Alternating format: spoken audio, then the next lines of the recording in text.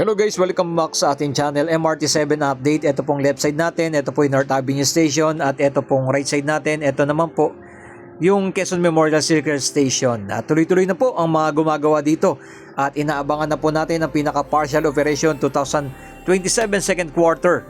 Ayan, tingnan po natin, pero alos karamihan ng mga station ay tuloy-tuloy naman po ang kanilang mga ginagawa.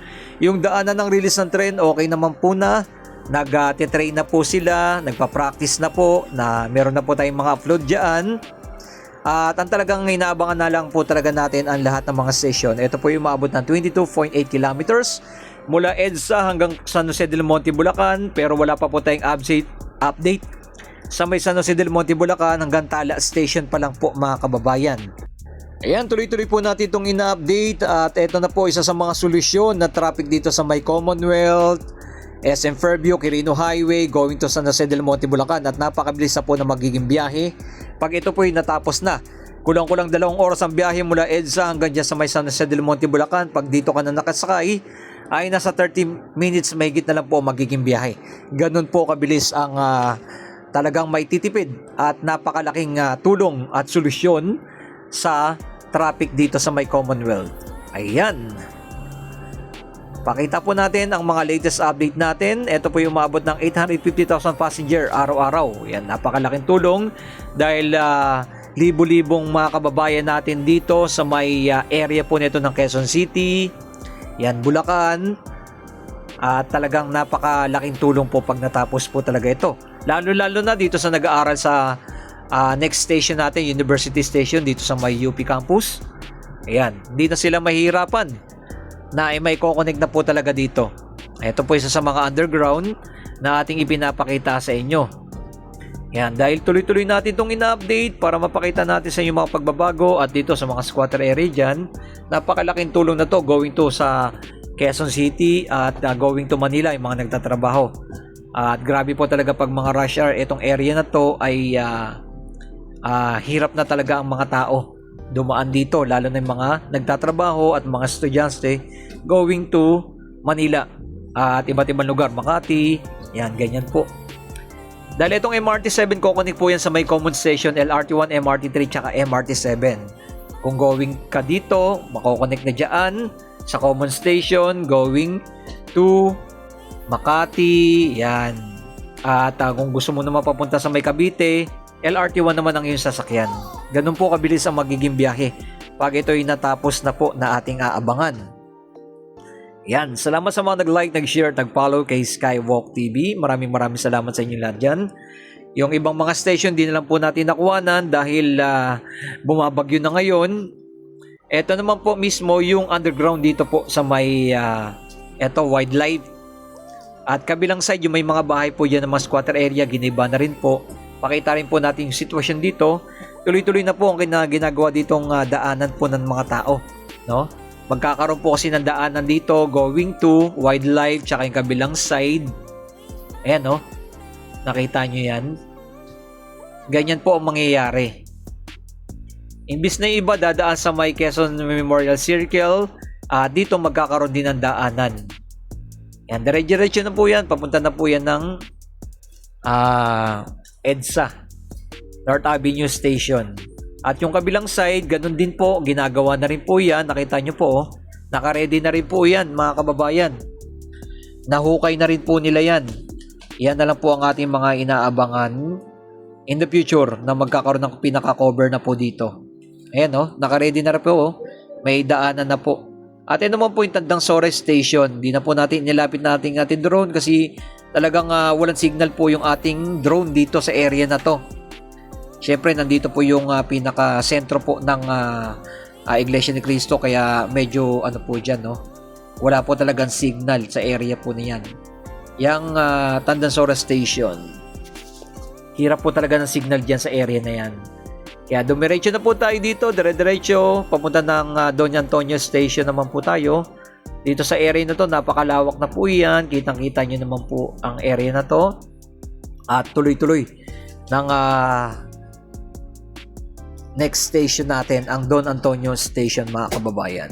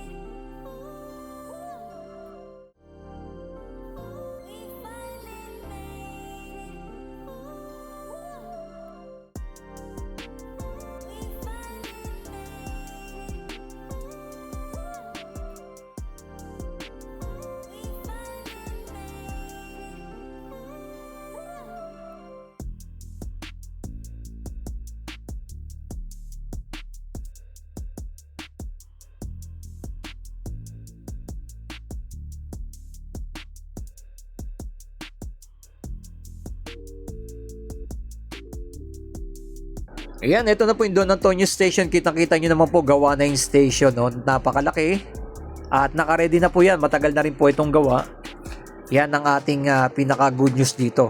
Mga ilan station na lang po talaga ang ating inaabangan at ina-update na tuloy-tuloy nating i-update mga kababayan na ipapakita sa inyo.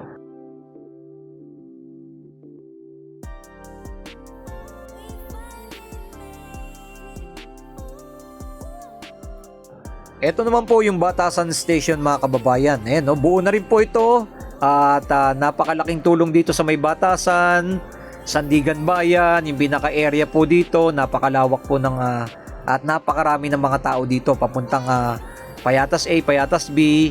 Yan, ganyan ang mangyayari sa area na to.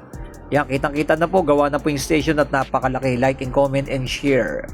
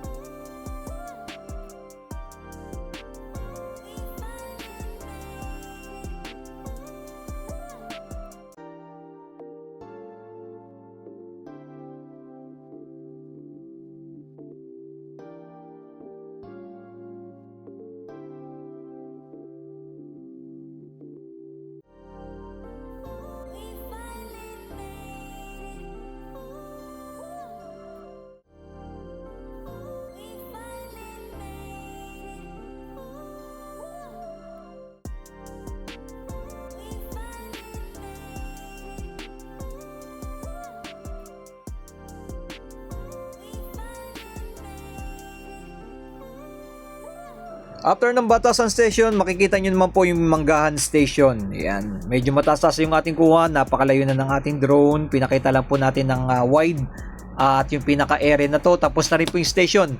Ito po isa sa mga station na natapos na, nakalagay na po ng mga kuryente. As in, okay na po yung station na to.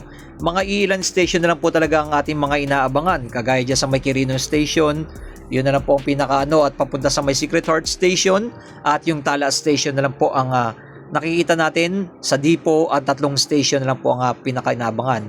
At ito na po mismo yung Secret Heart Station at depot. Kitang-kita nyo naman po, nandiyan na po yung mga bago, naka-ready na rin po yan. Yan na po yung pinakadulo, at nandito po kung masira yung mga tren, dito mo mismo ginagawa yan. Sa may Quirino Highway na po ito. Nilagpasan na po natin yung mga ibang station mga kababayan. At pinakita na po natin, dito na po yung pinakadulo, sa may Tala Station na po yung pinaka-last na magagawa. Yung papunta na po sa San Jose del Monte, Bulacan ay medyo matatagalan pa po. Pero itutuloy naman po yan. Okay, like and comment and share. Keep safe palagi and God bless.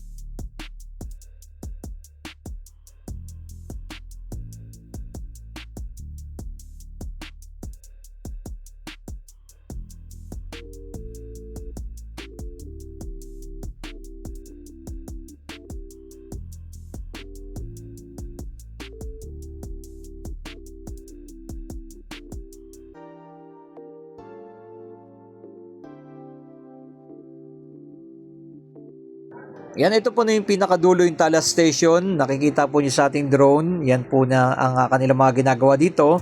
At pinaka-end na po dito ay San Jose del Monte, Bulacan ay wala pa pong update tayo dyan. Okay, maraming salamat sa inyong lahat dyan.